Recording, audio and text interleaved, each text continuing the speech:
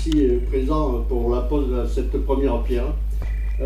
Pour moi, c'est très important parce que je vais me rappeler un peu l'histoire de Ganges, que tout le monde connaît, mais pas forcément tout le monde. C'est déjà rendre hommage à Joseph Bouderesque qui a eu le courage de monter une clinique Saint-Louis dans les années 50, 52, 53, je n'ai pas la date exacte.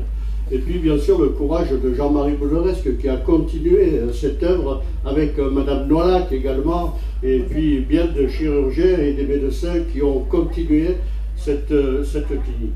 Et puis les soubresauts, c'est-à-dire élus en 1992, en juillet 1992, a commencé à circuler dans Ganges des pétitions, étaient les pétitions comme quoi la maternité allait fermer, comme quoi la clinique allait fermer. Et là, il y a eu une mobilisation de la municipalité de Ganges, mais aussi de tous les personnels de la clinique à faire de la pression sur l'État. Et il y a eu de nombreuses réunions avec M. Bernat, qui était donc le président et donc le directeur de Languedoc Mutualité, et donc Beausoleil. Et donc là, il y a eu de sérieuses discussions avec Jean-Marie Bouderesque pour en arriver justement à cette reprise d'abord par la mutualité. Et puis il y a eu encore des soubresauts, et en particulier pour la maternité, toujours pareil. Et là c'était Kouchner qui était ministre justement à l'époque de la Santé. Et là aussi il y a eu à nouveau un combat entre les élus du Gard également. Il y a eu des interventions bien sûr des Viganais, des Cigalois de tout ce territoire, ça a été dit, puisque c'est entre Sumède et Ganges, il n'y a pas de frontière. C'est notre clinique, c'est la clinique des Gardois, mais c'est aussi la clinique des Héroltais. Donc il y a eu tout ce combat. Et puis il y a eu d'autres soubresauts. Et là, donc on a eu l'ami Garbi, on a eu aussi des discussions.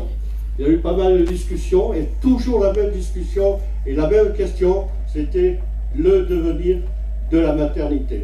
Et là aujourd'hui, je viens d'entendre que nous allons avoir la plus belle, déjà nous avons un super label, donc je vous en remercie, et nous allons avoir aussi la plus belle maternité du département de l'Hérault, voire de la France. Donc, donc je crois... Oui, tu as oublié le monde, Jacques. Je crois que j'ai résumé cette belle histoire en quelques minutes, mais pour nous, les élus, c'était un véritable combat, mais je l'ai déjà dit, ça a été aussi le combat du personnel. Vous avez toujours été à nos côtés, nous avons toujours été à votre côté également, et là aujourd'hui je dirais que c'est un combat gagné pour des décennies. Donc merci bien sûr à monsieur le directeur, à monsieur le président, pardon, à monsieur le directeur aussi qui fait un très bon travail, à tout le personnel qui œuvre. On n'a que des éloges, on n'entend que du bien. Et puis il y a eu aussi, ça a été dit, l'EDER qui a été installé, le SMUR. Là aussi c'était un grand combat, c'était Madame Dardet qui était directrice de l'ARS. N'a pas été facile d'obtenir, mais à force de faire, je crois qu'elle a compris que dans ce territoire, nous avions besoin d'un pôle médical. Il est important et il faut le continuer.